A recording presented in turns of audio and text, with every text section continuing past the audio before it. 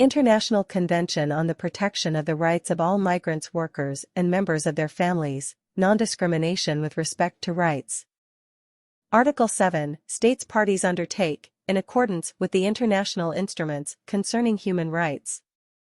to respect and to ensure to all migrant workers and members of their families within their territory or subject to their jurisdiction the rights provided for in the present convention without distinction of any kind such as to sex, race, color, language, religion or conviction,